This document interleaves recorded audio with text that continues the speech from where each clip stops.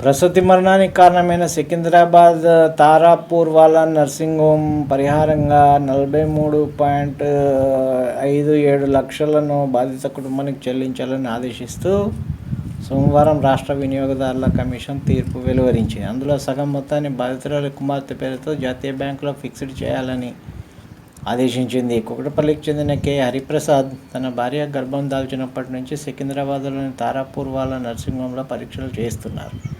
2013 August 10వ తేదీన భార్యను ప్రసవానికి ఆసుపత్రిలో చేర్చగా 11న పాపకు జన్మనిచ్చింది. అధిక రక్తస్రావంతో అదే రోజు రాత్రి బాలింత మృతి చెందింది. డాక్టర్ల నిర్లక్ష్యంతో తన భార్య మృతి చెందిందని 99 లక్షల రూపాయల పరిహారం చెల్లించాలని హరిప్రసాద్ రాష్ట్ర వినియోగదారుల కమిషన్లో ఫిర్యాదు దాఖలు చేశాడు. దీనిపై కమిషన్ ఇన్ఛార్జ్ అధ్యక్షురాలు మీనా రామనాథన్, సభ్యులు వివి శేషుబాయితో కూడిన ధర్మాసనం విచారణ చేపట్టి సోమవారం తీర్పు వెలువరించింది.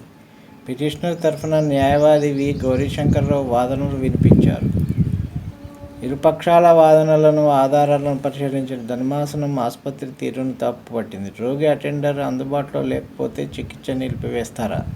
అటెండర్ అందుబాటులో లేకపోయినా బ్లడ్ బ్యాంక్ నుంచి రక్త సేకరణకు సహకరించాల్సి ఉంది. ఇలాంటి పరిస్థితి ఉంటుందని వైద్యులకు తెలిసిన ముందస్తు జాగ్రత్తలు ఏమీ తీసుకోలేదని పేర్కొంది. భార్య లేని పిల్లలకు తల్లి లేని లోటు తీర్చలేనిదని, ఉద్యోగి అయిన మృతురాలి ఆదాయాన్ని పరిగణలోకి తీసుకొని 40,32,000 రూపాయల నష్టపరిహారం, ప్రేమ ఆప్యాయతలను దూరం చేసినందుకు దహన సంస్కారాల ఖర్చులకు 3.25 లక్షలు కలిపి మొత్తం 40.57 లక్షలను భర్తకు, కుమార్తెకు చెల్లించాలని నర్సింగ్ హోమ్కు ఆదేశాలు చేస్తూ తీర్పు వెలువరించింది.